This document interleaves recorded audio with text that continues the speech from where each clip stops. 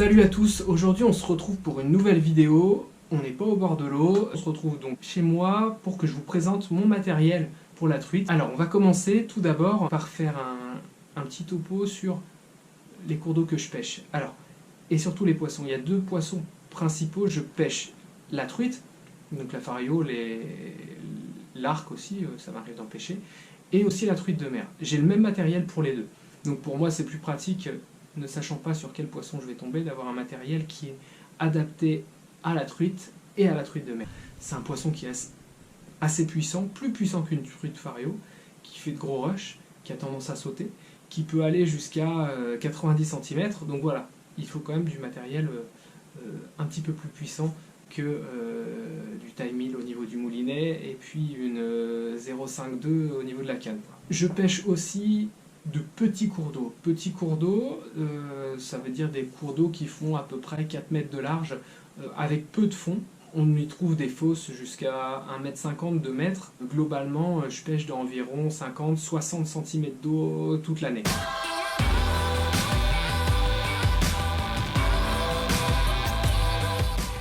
C'est une canne, donc Peson et Michel, c'est la Osmose Spoon de la gamme Eau Vive. C'est une canne qui fait 1,80 m. J'ai pas besoin d'une canne qui est très très grande.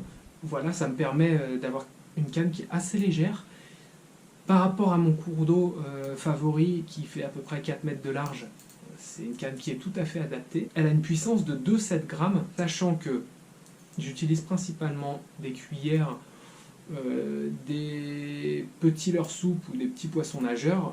Il n'y a pas lieu de monter au-delà de 7 g. C'est une canne qui va avoir quand même une belle réserve de puissance. Je vous laisse regarder les différentes vidéos des différentes sessions de l'année dernière. J'ai sorti voilà, une truite de mer de quasiment 70 cm avec cette canne, un barbeau de 60 cm, enfin voilà, c'est des poissons qui tabassent et aujourd'hui j'en suis super satisfait. Elle a une bonne résonance, elle n'est pas trop rigide, mais elle a quand même une action qui va vous permettre d'animer des poissons nageurs, donc ça c'est top, mais tout en n'empêchant pas de pêcher à la cuillère par exemple ou au leurre souple.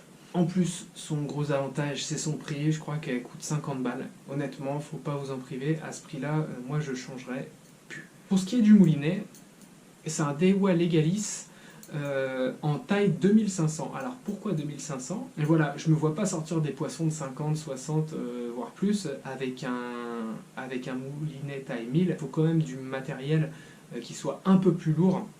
Il peut paraître disproportionné par rapport à la taille de la canne, mais je vous assure qu'il n'est pas très lourd. Et c'est une canne avec ce moulinet qui est assez équilibré, enfin moi j'en suis vraiment ravi. Le gros avantage de ce moulinet, pourquoi je l'ai choisi, c'est parce qu'il a un gros taux de récupération. Quand vous choisissez un moulinet, notamment pour la truite, il faut savoir que si vous pêchez à la cuillère et si vous pêchez amont, c'est-à-dire que je lance face au courant, et je dévale le courant avec ma cuillère, il faut pouvoir justement prendre en compte la vitesse du courant et mouliner assez vite, de façon même un peu plus vite que le courant, de façon à ce que votre cuillère se mette en action. Donc il faut des ratios de récupération qui sont assez importants, même en début de saison, quand il y a un courant qui est important, mais voilà, de tout de suite pouvoir reprendre contact avec ma cuillère et d'animer justement cette cuillère. C'est un moulinet qui coûte pas très cher, je l'ai eu chez Decathlon je crois, et qui me suit depuis quelques années.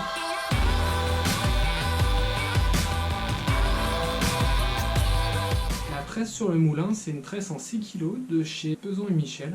C'est une tresse qui est assez chère, elle coûte 40 € les 100 mètres.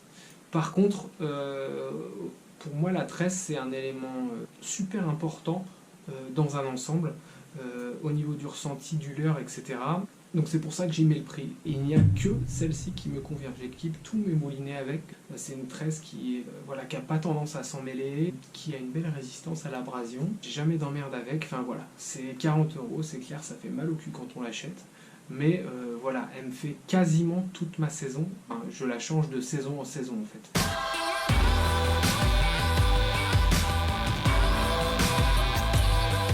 Donc je vais avoir ce petit gilet qui ne me quitte plus depuis un an, qui est de chez Sims.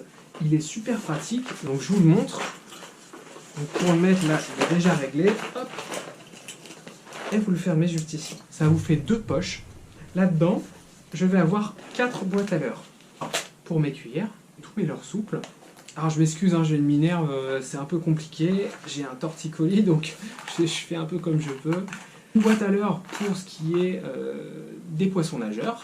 Une petite boîte à leurre dans laquelle je remets quelques poissons nageurs, des triples ainsi que des têtes plombées. Ici je vais avoir mes petits ciseaux avec ce système de cordon qui va me permettre d'éviter de paumer les ciseaux. Derrière, ce que je fais, c'est que j'ai mis, donc ça c'est mon épuisette que je mets dans le dos directement, je ne sais pas si vous voyez bien.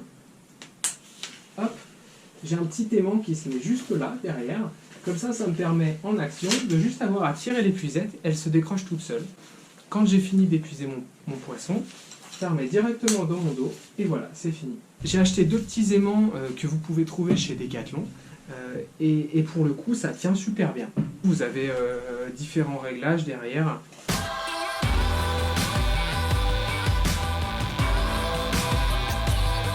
L'épuisette, donc comme je vous ai dit, c'est la Flynet de chez Pafex. C'est une épuisette avec des mailles en anti-accroche, donc pas de souci d'emmêlage de nœuds, d'hameçons là-dedans. C'est une épuisette qui est, alors je ne sais pas exactement en quel matériau c'est fait, qui va donc éviter les accroches et qui va respecter le poisson, qui n'est pas irritant pour le poisson, voilà. Elle est super, elle est assez profonde, je ne peux que vous la conseiller, c'est une super marque et je crois qu'en plus c'est une marque française, donc Cocorico.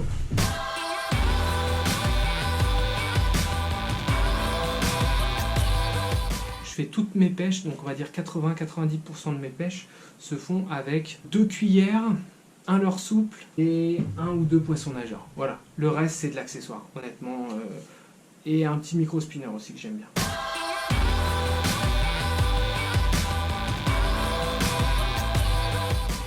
Des cuillères, donc j'utilise cette cuillère numéro 2 de chez Decathlon. Oui, de chez Decathlon. C'est des cuillères qui sont pas chères, coloris argent, que je réarme avec des petits hameçons triples de chez VMC parce que les hameçons triples de chez Decathlon c'est vraiment de la grosse merde. Donc évidemment j'écrase les ardillons. L'avantage de cette cuillère par rapport aux autres, c'est qu'elle a des espèces de petites écailles en fait, qui justement vont donner un petit peu plus de reflet dans l'eau dès qu'il y a du soleil. Et franchement ça marche super, toute l'année. En début de saison, et ce jusqu'à mai, voire même parfois l'été, j'utilise donc la même cuillère, donc de chez Decat, que je réarme aussi, mais en coloris fluo. Ça, quand les os sont un peu teintés, c'est un carton, ça marche super bien. Autre cuillère, donc c'est une Mepps Aguila en long cast que j'utilise. Donc celle-ci, je la réarme pas, les triples sont corrects. Pourquoi j'utilise cette cuillère? C'est aussi un coloris fluo, donc j'utilise en début de saison, parce que celle-ci fait 8 grammes, l'autre fait 5 grammes. Donc ça va me permettre de pêcher un petit peu plus profond. Quand je suis dans 60 cm de fond, je vais plutôt avoir tendance à utiliser cette 8 grammes que la 5 grammes. La 5 grammes, j'utilise voilà, en dessous de quand j'ai 20-30 cm d'eau, j'utilise l'autre. J'utilise aussi un petit micro spinner que Will Hook m'a fait et m'a gentiment offert. Merci à toi Will d'ailleurs. Je vous mets le lien de sa chaîne dans la vidéo. J'aime bien utiliser les micro spinners. L'avantage c'est qu'ils s'accrochent peu dans le fond. Et puis cette année, j'ai acheté toute une palanquée de petites cuillères ondulantes. Voilà, je vous mettrai le détail dans la vidéo. J'ai jamais pêché à l'ondulant, donc je vais essayer, je vous dirai si ça marche ou pas.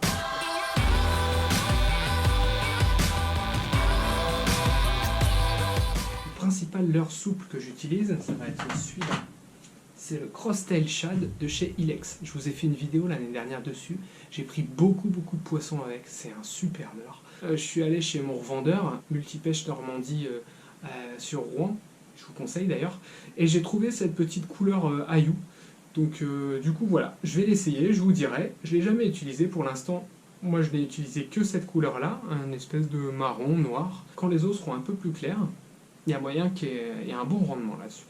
Donc voilà, ça c'est super leurre que je monte sur des petites têtes plombées entre, tout dépend de là où je pêche, hein, entre 2 et 7 grammes pas plus en fonction de la profondeur du trou d'eau dans lequel je pêche, parce que pour le coup je l'utilise vraiment quand il y a des trous d'eau, des pêches à gratter, etc. Ensuite, j'ai 2 coloris de One-Up. One-Up Shad qui doit être ça doit être du 2 pouces, ça je crois. Voilà, ces deux-là. On reste toujours dans du vert, coloré bleu pailleté aussi, qui marche très bien, notamment l'été. J'ai aussi, je vais essayer des petites créatures comme ça de chez Ilex. Pour la truite, je me dis que peut-être en début de saison, même l'été, je me dis qu'il y a peut-être moyen de faire du poisson avec. Ça m'inspire bien. Voilà, c'est la première année que je vais utiliser ça.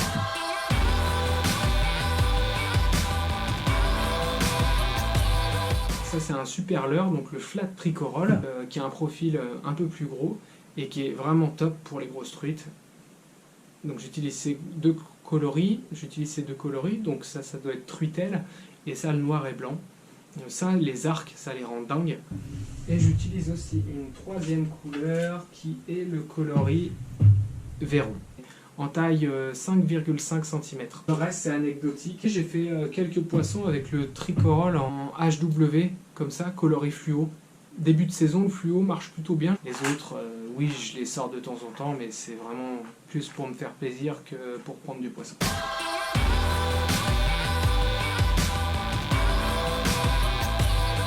Les waders, je vais vous les mettre dans la description. J'ai acheté des waders à 70 balles chez Decathlon. Très honnêtement, j'ai testé beaucoup de marques de waders. J'ai fini tous par les trouver, y compris du waders néoprène. Donc maintenant, je ne mets pas trop cher, 60 €, c'est très bien. Je sais que je vais faire des trous dedans parce que bah voilà, au fur et à mesure des utilisations, vous bouffez une clôture, voilà, vous traînez par terre, vous passez sous des branches, machin, ça finit toujours par se trouer. J'ai testé les réparations, alors les chambres à air de vélo, pour moi rien ne tient. Donc début de saison, je commence avec des waders pas troués, et puis la fin de saison, bah, au fur et à mesure des réparations, voilà, je finis par avoir des waders qui prennent un peu l'eau, mais bon, c'est pas grave.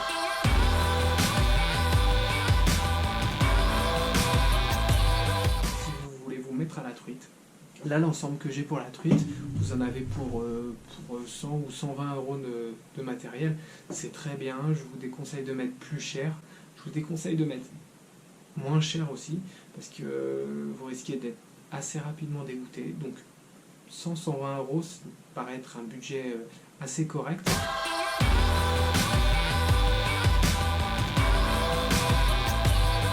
Je vous conseille de commencer par la cuillère. Vous voyez, moi qui ai plein de leurres, des boîtes de leurres complètes, je pêche avec 5-6 leurres, pas plus. D'accord ? Et mon leurre préféré, c'est la cuillère. En tout cas, c'est sur celui avec lequel j'ai plus de résultats. Donc si vous ne voulez pas vous dégoûter tout de suite de la pêche à la truite, commencez par la cuillère. J'en vois beaucoup qui commencent au poisson nageur, etc. Mais ça nécessite une certaine maîtrise de l'animation, notamment des twitch, etc. Une certaine façon d'appréhender la pêche. Voilà. Alors que la pêche à la cuillère, vous lancez, vous ramenez. Vous pouvez varier les vitesses de récupération, évidemment pour aller plus ou moins haut dans la couche d'eau, mais c'est une pêche qui est somme toute assez simple, donc c'est pour ça que je vous la conseille.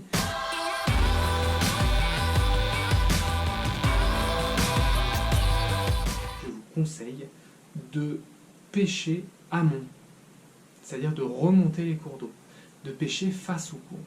Pourquoi ? L'avantage, c'est que on voit le poisson avant qu'il nous voie, puisque il faut savoir que les poissons, et notamment les truites, sont postés face au courant, tout le temps. Une truite n'est jamais postée dos au courant. Elle attend face au courant que la nourriture notamment arrive. D'accord ?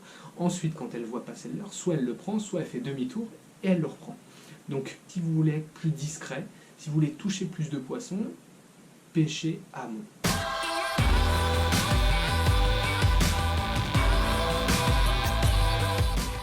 Début de saison, je vous conseille de ne pas vous lever trop tôt. Les poissons ne sont pas très actifs, donc ils vont être actifs uniquement sur les heures chaudes de la journée. Donc c'est pour ça que si vous arrivez à 9 h sur un spot, c'est pas grave. Plus on avance dans la saison, plus il va falloir que vous vous leviez tôt. les périodes d'activité vont se décaler. On a souvent une période d'activité, je parle pour chez moi, je pense que globalement c'est un peu partout pareil, tôt le matin, donc lever du jour jusqu'à 7-8 heures. Ensuite on a c'est calme jusqu'à midi, il peut y avoir un bon coup à faire à midi, et puis voilà, l'après-midi c'est qui tout double, et généralement le soir aussi, à la tombée de la nuit, c'est aussi une bonne période pour la pêche à la truite. Ne vous découragez pas non plus trop vite si vous ne touchez pas de poissons en début de saison. Comme je vous disais, les poissons sont peu actifs, sont apathiques, sont calés dans le fond. Voilà, ça peut être décourageant, mais c'est normal de ne pas toucher beaucoup de poissons. Alors d'une quand on commence, et deux quand on commence en cette période d'ouverture. Les poissons vont vraiment commencer à s'activer au beau jour. Alors par chez moi, je suis en Normandie, donc les beaux jours c'est en avril-mai, voilà, avec les premières éclosions d'insectes, etc. Donc voilà, ne vous découragez pas, quitte à rester un peu chez vous et à retourner à la pêche à la truite dès qu'il fait beau.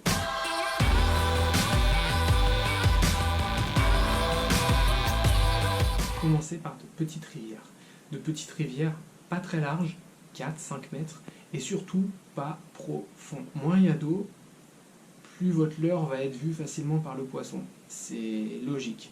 Moins il y a d'eau, plus vous avez de chances de voir les poissons et de croiser leur route. Moins il y a d'eau, plus le cours d'eau est facile à lire. C'est-à-dire que quand vous avez 30 ou 40 cm d'eau, vous avez un peu de courant, etc., les zones de calme, les veines d'eau, etc., sont assez facilement identifiables. Alors que sur une grande rivière, qui fait 40-50 mètres, pour le coup, il faut vraiment avoir de l'expérience pour savoir lire la rivière, pour identifier les différentes veines d'eau, les zones de replat, parce qu'il y a parfois plus de courant, il y a parfois aussi souvent beaucoup plus de fond. Donc pour le coup, les zones de calme, les veines d'eau, etc. sont beaucoup moins marquées. Si vous le pêchez en moyenne rivière ou en grande rivière, le poisson, quand vous allez le toucher, il va avoir évidemment un gros volume d'eau pour se mouvoir, pour pouvoir partir, pour pouvoir vous claquer des gros rushs, etc. Et il y a toujours plus de risques de casse. Donc moi je préfère pêcher dans de petits cours d'eau, peu profonds, mais ce qui va me permettre de toucher plus de poissons et surtout de les mettre au sec plus vite.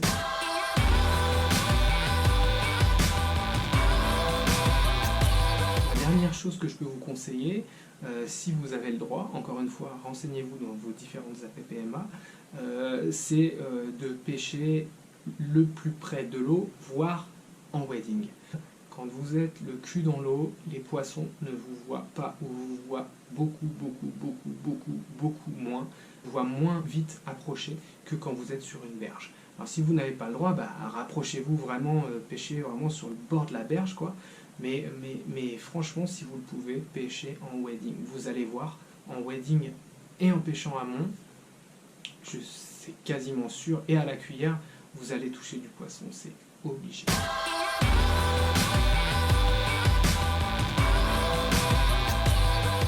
Donc en début de saison, les poissons sont calés souvent dans le fond et dans les zones de calme.